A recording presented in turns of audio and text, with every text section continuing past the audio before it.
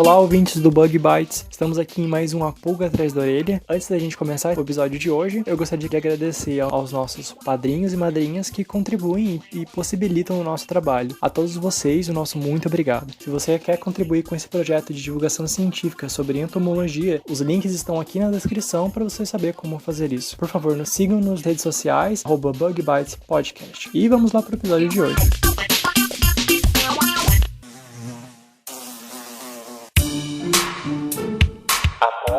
Atrás da orelha.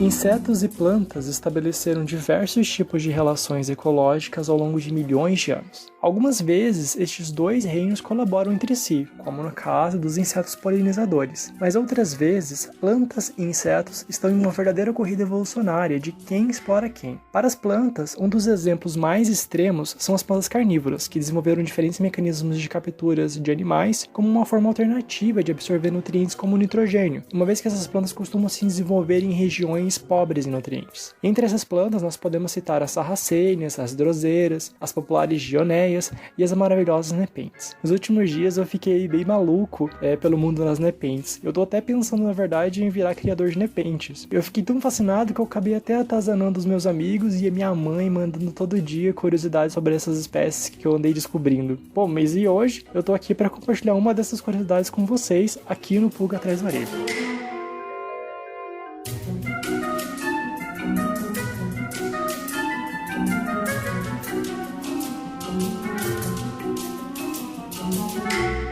Nepentes é um gênero de plantas nativas da região de Bornéu e Sumatra, por exemplo. Lá, elas se diversificaram em várias espécies, utilizando diferentes estratégias para atrair e capturar presas nas suas folhas, que são modificadas em formas de jarros. E estes jarros são preenchidos por um líquido com pH baixo, geralmente, que ajuda a digerir os insetos e outros artrópodes que caem nas armadilhas. Mas mesmo uma planta carnívora pode estabelecer uma relação mutualística com insetos, como é o caso da planta Nepenthes bicalcarata e a formiga Camponotus schmitzi. Essa formiga ela nunca foi encontrada vivendo fora dessa planta. Isso mesmo, essas formigas elas vivem dentro de plantas em regiões especializadas, onde elas formam pequenas colônias com poucos indivíduos. A planta oferece recursos como néctar, por exemplo, e a formiga protege a Nepenthes contra fungos e outros insetos predadores, como besouros curculionídeos. Essas formigas também possuem a capacidade de mergulhar dentro do líquido do jarro e pegar os insetos que haviam caído na armadilha, então elas puxam essas carcaças para fora do líquido e as consomem.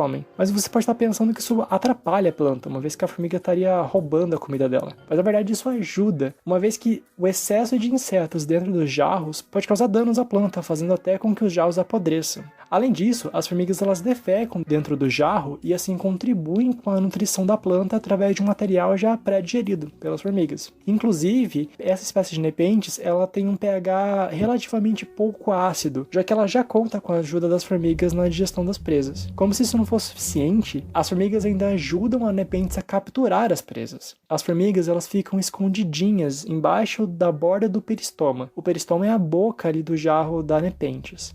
Quando o inseto entra no jarro, as formigas começam a morder o inseto que acaba caindo dentro do líquido digestivo da planta. Só a título de curiosidade, essa relação não é obrigatória. Cultivares de Nepenthes bicalcarata se desenvolvem muito bem sem a ajuda das formigas, mas sem dúvida na natureza, essa associação mutualística fazem com que essas plantas sejam muito mais vistosas. Uma outra estratégia super interessante é empregada por uma outra espécie de Nepenthes, Nepenthes albomarginata. Mas essas plantas, elas não estabelecem uma relação amistosa com os insetos. O objetivo delas é realmente predar e elas são especializadas em predar cupins. Essas plantas são facilmente reconhecíveis por conter um anel com uma coloração esbranquiçada, que é formada por um tecido atrativo e palatável, na borda do peristoma. Os pesquisadores observaram que alguns jarros possuíam essa bordinha branca e outros jarros não continham, mas esses que não continham estavam cheios de cupins lá dentro do jarro. Então os pesquisadores colocaram essas plantas com a borda branca e sem a borda branca próximo à trilha de cupins e eles viram o seguinte.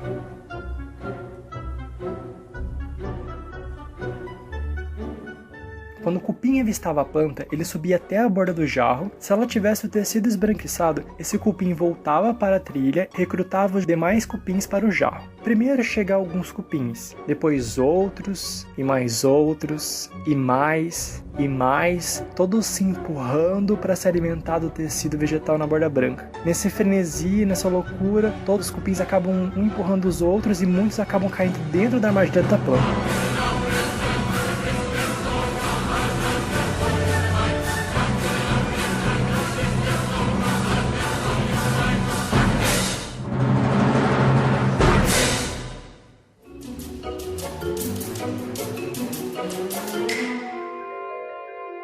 Esta planta é a única especializada no consumo de cupins, e é um dos raros exemplos, se não o único, de uma planta que oferece uma parte de si para servir de alimento para um animal com o objetivo de atraí-lo e então predá-lo.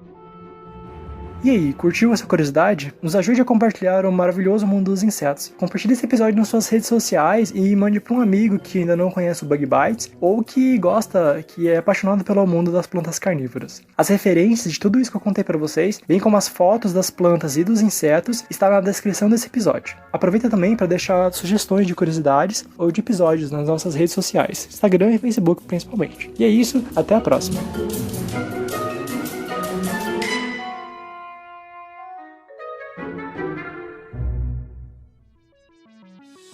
O Bug Bites é um projeto de divulgação científica relacionado aos insetos e à entomologia. Nosso conteúdo é produzido por especialistas da área e de acesso gratuito nas mais diferentes plataformas.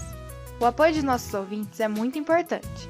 Se você gosta do nosso conteúdo, considere apoiar esse projeto. A partir de R$5 mensais, você pode apoiar o Bug Bites na plataforma Padrim. O link está na descrição do episódio.